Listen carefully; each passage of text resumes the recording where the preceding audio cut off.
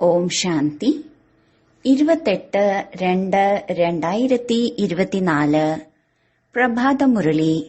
മധുരമായ കുട്ടികളെ, ഭാരതവാസികൾക്ക് തെളിയിച്ചു പറഞ്ഞു കൊടുക്കൂ. അതായത് ശിവജയന്തി തന്നെയാണ് ഗീതാ ജയന്തി. ഗീതയിലൂടെയാണ് പിന്നീട് ശ്രീകൃഷ്ണ ജയന്തി ഉണ്ടാകുന്നത്. ചോദ്യം: ഏത് ധർമ്മത്തിന്റെയും സ്ഥാപനയുടെ മുഖ്യ ആധാരം എന്താണ്? ധർമ്മസ്ഥാപകർ ചെയ്യാത്ത ഏത് കാര്യമാണ് ബാബ ചെയ്യുന്നത്? ഉത്തരം: ഏത് ധർമ്മത്തിന്റെയും സ്ഥാപനയ്ക്ക് പവിത്രതയുടെ ബലം ആവശ്യമാണ്. എല്ലാ ധർമ്മവും പവിത്രതയുടെ ബലത്തിലൂടെയാണ് സ്ഥാപിക്കപ്പെട്ടത്. എന്നാൽ ഒരു ധർമ്മസ്ഥാപകരും ആരെയും പാവനമാക്കുന്നില്ല. എന്തുകൊണ്ടെന്നാൽ എപ്പോഴാണോ ധർമ്മസ്ഥാപന ഉണ്ടാകുന്നത് അപ്പോൾ മായയുടെ രാജ്യമാണ്. എല്ലാവരും പതീതമാകുക തന്നെ വേണം. പതീതരെ പാവനമാക്കുക ഇത് ബാബയുടെ മാത്രം കർത്തവ്യമാണ്. ബാബ തന്നെയാണ് പാവനമാക്കുന്നതിനുള്ള ശ്രീമതം നൽകുന്നത്. ഗീതം: ഈ പാപത്തിന്റെ ലോകത്തിൽ നിന്ന്. ഓം ശാന്തി. ഇപ്പോൾ കുട്ടികൾ മനസ്സിലാക്കിയിരിക്കുന്നു. അതായത് പാപത്തിന്റെ ലോകമെന്ന് ഏതിനെയാണ് പറയുക? അതുപോലെ പുണ്യത്തിന്റെ ലോകം അല്ലെങ്കിൽ പാവന ലോകമെന്ന് ഏതിനെയാണ് പറയുന്നത്? വാസ്തവത്തിൽ പാപത്തിന്റെ ലോകം ഈ ഭാരതം തന്നെയാണ്. അതുപോലെ ഭാരതം തന്നെയാണ് പിന്നീട് പുണ്യത്തിന്റെ ലോകമായ സ്വർഗമാകുന്നത്. ഭാരതം തന്നെയാണ് സ്വർഗമായിരുന്നത്. ഭാരതം തന്നെയാണ് നരകമായിരിക്കുന്നത്. എന്തുകൊണ്ടെന്നാൽ കാമചിതയിൽ കത്തിക്കൊണ്ടിരിക്കുന്നു. അവിടെ കാമചിതയിൽ ആരും കത്തുന്നില്ല. അവിടെ കാമത്തിന്റെ ചിത തന്നെയില്ല. സത്യയുഗത്തിൽ കാമചിതയുണ്ട് എന്ന് പറയുക പോലുമില്ല. ഇത് മനസ്സിലാക്കേണ്ട കാര്യങ്ങളല്ലേ? ഏറ്റവും ആദ്യം ഉയരുന്ന ചോദ്യമാണ്: ഭാരതം പതീതവും ദുഃഖിയുമാണ്. ആ അതേ ഭാരതം തന്നെയാണ് തീർച്ചയായും പാവനവും സുഖിയുമായിരുന്നത്. പറയുന്നുമുണ്ട്, ആദി സനാതന ഹിന്ദു ധർമ്മമുണ്ടായിരുന്നു. ഇപ്പോൾ ആദി സനാതനമെന്ന് ഏതിനെയാണ് പറയുന്നത്? ആദി എന്നാൽ എന്താണ്?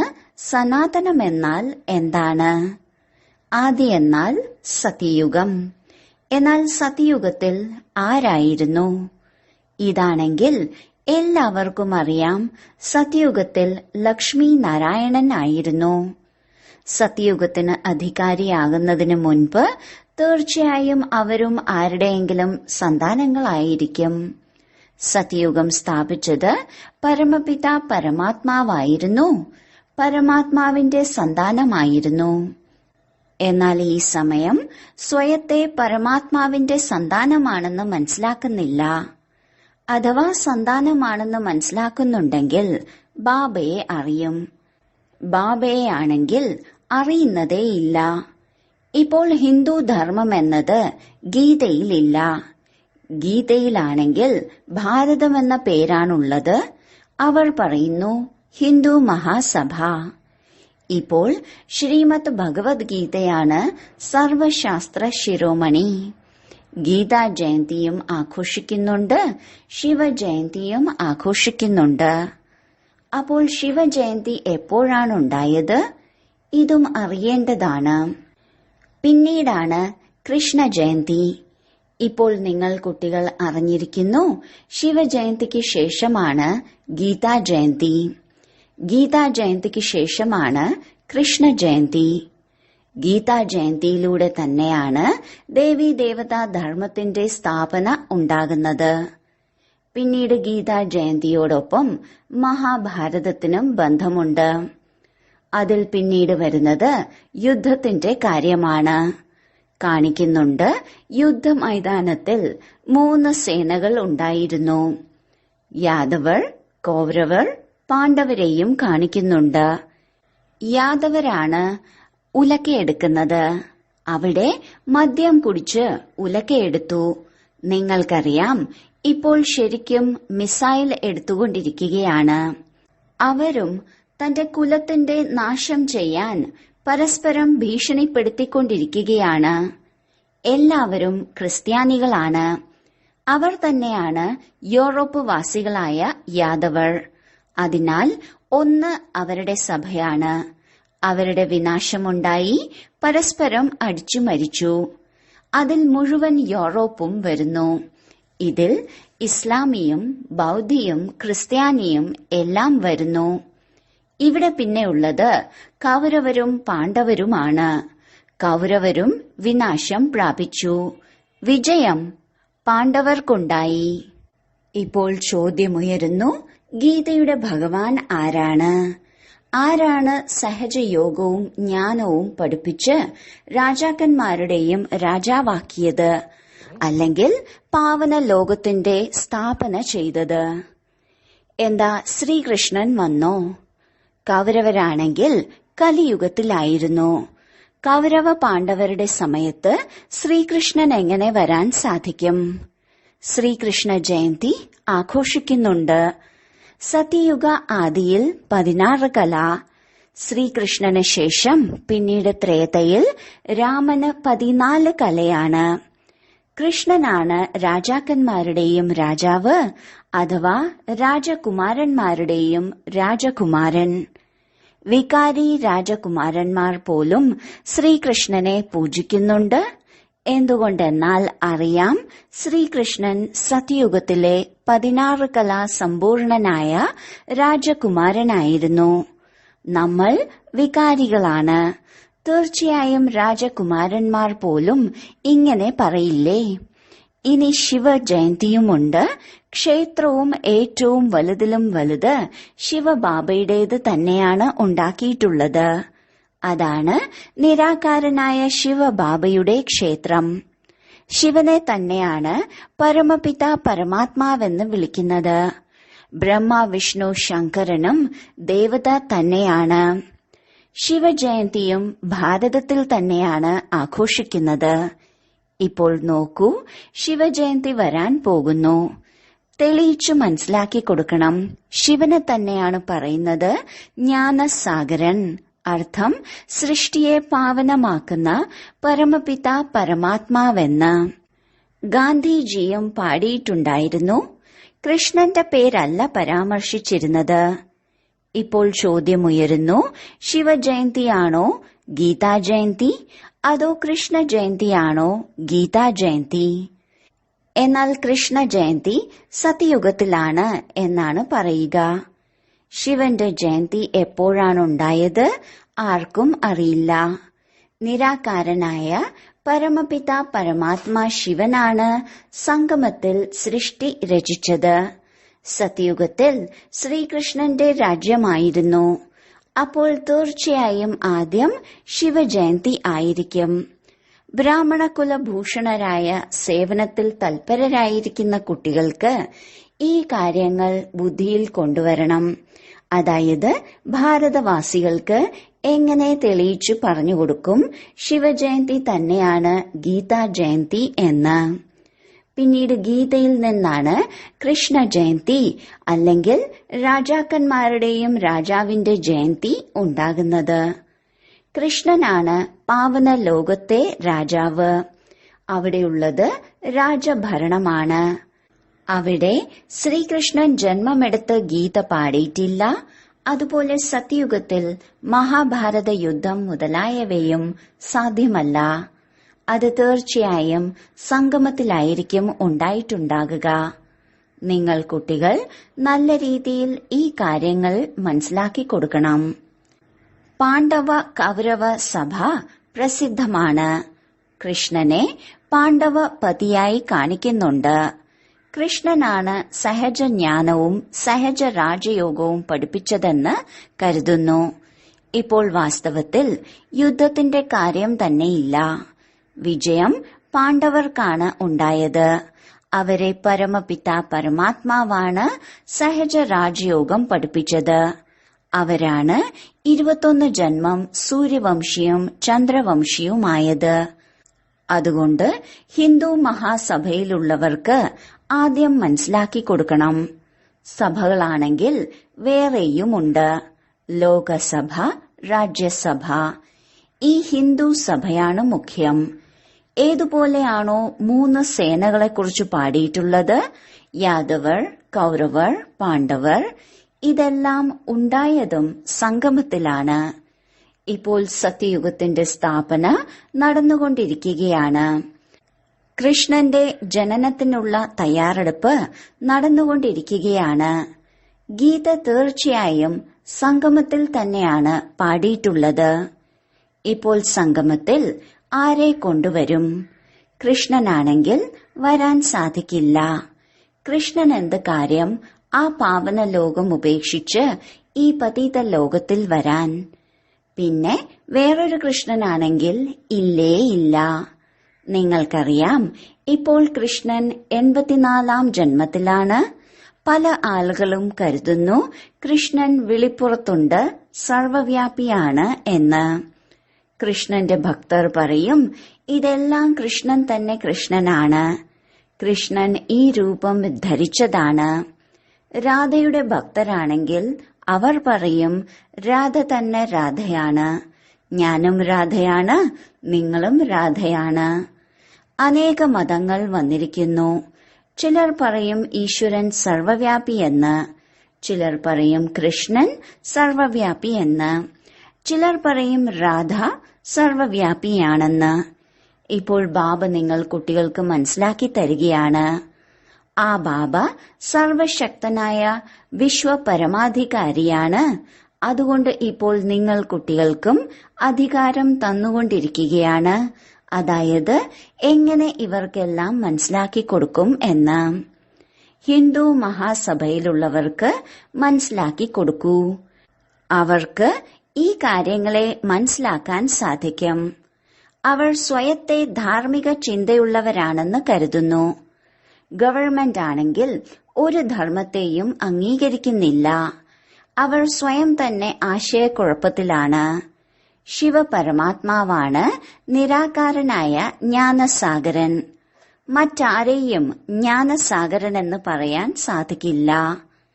പരമാത്മാവ് എപ്പോഴാണോ സന്മുഖത്ത് വന്ന് ജ്ഞാനം നൽകുന്നത്, അപ്പോഴാണ് രാജധാനി സ്ഥാപിക്കപ്പെടുന്നത്. രാജധാനി സ്ഥാപിക്കപ്പെട്ടു കഴിഞ്ഞാൽ പിന്നീട് സന്മുഖത്ത് അപ്പോഴാണ് വരുന്നത് എപ്പോഴാണോ രാജധാനി നഷ്ടപ്പെടുത്തുന്നത്. അതുകൊണ്ട് നിങ്ങൾ തെളിയിക്കണം, ശിവപരമാത്മാവാണ് നിരാകാരനായ ജ്ഞാനസാഗരൻ. ശിവജയന്തി തന്നെയാണ് ഗീതാ ജയന്തി. ഇതിനെക്കുറിച്ച് നാടകമുണ്ടാക്കണം. അതിലൂടെ മനുഷ്യരുടെ ബുദ്ധിയിൽ നിന്ന് കൃഷ്ണന്റെ കാര്യം പോകണം. നിരാകാരനായ ശിവപരമാത്മാവിനെ തന്നെയാണ് പതീത പാവനനെന്ന് പറയുന്നത്. ശാസ്ത്രം മുതലായ എന്തെല്ലാമാണോ ഉണ്ടാക്കിയിട്ടുള്ളത്, അതെല്ലാം മനുഷ്യമതത്തിലൂടെ മനുഷ്യർ ഉണ്ടാക്കിയിട്ടുള്ളതാണ്. ബാബയ്ക്ക് ശാസ്ത്രമൊന്നുമില്ല. ബാബ പറയുന്നു, ഞാൻ സന്മുഖത്ത് വന്ന് നിങ്ങൾ കുട്ടികളെ യാചകനിൽ നിന്ന് രാജകുമാരനാക്കുന്നു. പിന്നീട് ഞാൻ തിരിച്ചു പോകുന്നു. ഈ ജ്ഞാനം എനിക്ക് മാത്രമാണ് സന്മുഖത്ത് കേൾപ്പിക്കാൻ സാധിക്കുന്നത്. ആ ഗീത കേൾപ്പിക്കുന്നവർ ഗീത കേൾപ്പിക്കുന്നുണ്ട്, എന്നാൽ അവിടെ ഭഗവാൻ സന്മുഖത്തില്ല. പറയുന്നുണ്ട്, ഗീതയുടെ ഭഗവാൻ സന്മുഖത്തുണ്ടായിരുന്നു, സ്വർഗമുണ്ടാക്കി തിരിച്ചുപോയി. അപ്പോൾ എന്താ ആ ഗീത കേൾക്കുന്നതിലൂടെ ഏതെങ്കിലും മനുഷ്യന് സ്വർഗവാസിയാകാൻ സാധിക്കുമോ? മരിക്കുന്ന സമയത്തും മനുഷ്യരെ ഗീത കേൾപ്പിക്കാറുണ്ട്. മറ്റൊരു ശാസ്ത്രവുമല്ല കേൾപ്പിക്കുന്നത്. കരുതുന്നു ഗീതയിലൂടെയാണ് സ്വർഗത്തിന്റെ സ്ഥാപന ഉണ്ടായത്. അതുകൊണ്ടാണ് ഗീത തന്നെ കേൾപ്പിക്കുന്നത്. എങ്കിൽ ആ ഗീത ഒന്നായിരിക്കേണ്ടേ? മറ്റെല്ലാ ധർമ്മങ്ങളും ശേഷം വന്നതാണ്. മറ്റാർക്കും നിങ്ങൾ സ്വർഗവാസിയാകും എന്ന് പറയാനും സാധിക്കില്ല.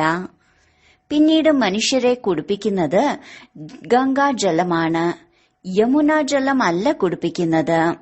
ഗംഗാജലത്തിന് തന്നെയാണ് മഹത്വമുള്ളത്. വളരെ വൈഷ്ണവർ പോകുന്നുണ്ട്, കുടം നിറച്ചുകൊണ്ട് വരുന്നുണ്ട്. പിന്നീട് അതിൽ നിന്ന് തുള്ളി തുള്ളി ഒഴിച്ച് കുടിച്ചുകൊണ്ടിരിക്കുന്നുണ്ട്. എല്ലാ രോഗങ്ങളും ഇല്ലാതാകാൻ വേണ്ടി. വാസ്തവത്തിലുള്ളത് ഈ ജ്ഞാനാമൃതത്തിന്റെ ധാരയാണ്. അതിലൂടെ 21 ജന്മത്തെ ദുഃഖം ഇല്ലാതാകുന്നു. നിങ്ങൾ ചൈതന്യ ജ്ഞാനഗംഗകളിൽ സ്നാനം ചെയ്യുന്നതിലൂടെ മനുഷ്യൻ സ്വർഗവാസിയാകുന്നു. അങ്ങനെയെങ്കിൽ തീർച്ചയായും അവസാനം ജ്ഞാനഗംഗകൾ ഉദ്ഭവിച്ചിട്ടുണ്ടായിരിക്കും. ആ ജലത്തിന്റെ നദികളാണെങ്കിൽ സദാ തന്നെയുണ്ട്. ഇങ്ങനെ ഒരിക്കലുമില്ല വെള്ളം കുടിക്കുന്നതിലൂടെ ആരെങ്കിലും ദേവതയായി മാറും. ഇവിടെ അല്പമെങ്കിലും ജ്ഞാനം കേൾക്കുകയാണെങ്കിൽ സ്വർഗത്തിന്റെ അധികാരിയായി മാറുന്നു. ഇതാണ് ജ്ഞാനത്തിന്റെ സാഗരനായ ശിവബാബയുടെ ജ്ഞാനഗംഗകൾ.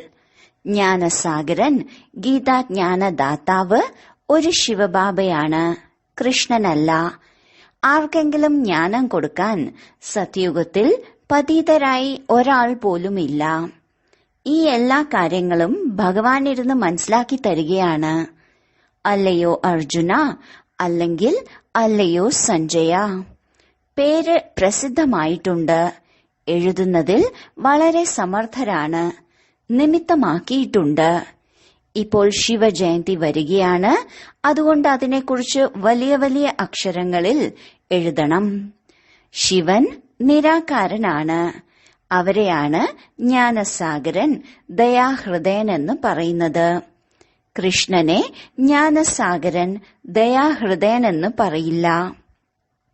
ശിവപരമാത്മാവ് മാത്രമാണ് ജ്ഞാനം നൽകുന്നത്, ദയ ചൊരിയുന്നത്. ജ്ഞാനം തന്നെയാണ് ദയ. അധ്യാപകൻ ദയയോടെ പഠിപ്പിക്കുകയാണ്. അപ്പോൾ വക്കീലും എഞ്ചിനീയറും ആയി മാറുന്നു. സത്യയുഗത്തിൽ ദയയുടെ ആവശ്യമില്ല. അതുകൊണ്ട് ഏറ്റവും ആദ്യം തെളിയിക്കണം. അതായത് നിരാകാരനായ ജ്ഞാനസാഗരന്റെ ശിവജയന്തിയാണോ ഗീതാ ജയന്തി, അതോ സത്യയുഗിയും സാകാരിയുമായ കൃഷ്ണന്റെ ജയന്തിയാണോ ഗീതാ ജയന്തി? ഇതാണ് നിങ്ങൾ കുട്ടികൾ തെളിയിക്കേണ്ടത്.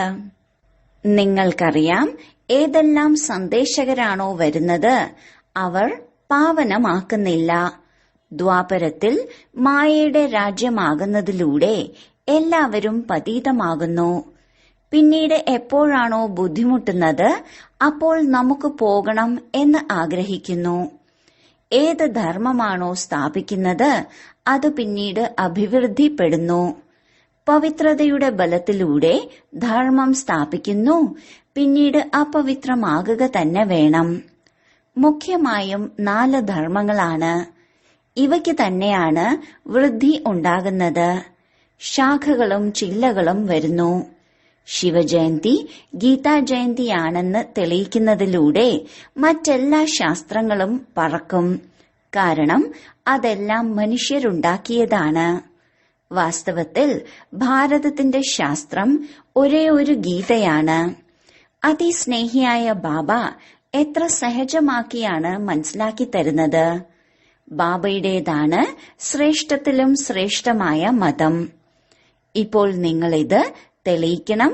അതായത് നിരാകാരനായ ജ്ഞാനസാഗരന്റെ ജയന്തിയാണോ ഗീതാ ജയന്തി, അതോ സത്യയുഗി സാകാരിയായ ശ്രീകൃഷ്ണ ജയന്തിയാണോ ഗീതാ ജയന്തി? ഇതിനു വേണ്ടി വലിയ സമ്മേളനം വിളിക്കേണ്ടതായിയുണ്ട്. ഈ കാര്യം തെളിയുകയാണെങ്കിൽ പിന്നീട് എല്ലാ പണ്ഡിതരും വന്ന് നിങ്ങളിൽ നിന്ന് ഈ ലക്ഷ്യമെടുക്കും. ശിവജയന്തിക്ക് എന്തെങ്കിലും ചെയ്യണ്ടേ? ഹിന്ദു മഹാസഭയിലുള്ളവർക്ക് മനസ്സിലാക്കി കൊടുക്കൂ. അവരുടേത് വലിയ പ്രസ്ഥാനമാണ്. സത്യയുഗത്തിലുള്ളത് ആദി സനാതന ദേവീദേവതാ ധർമ്മമാണ്. ബാക്കി സഭകളൊന്നുമില്ല. സഭകളെല്ലാം ഉള്ളത് സംഗമത്തിലാണ്.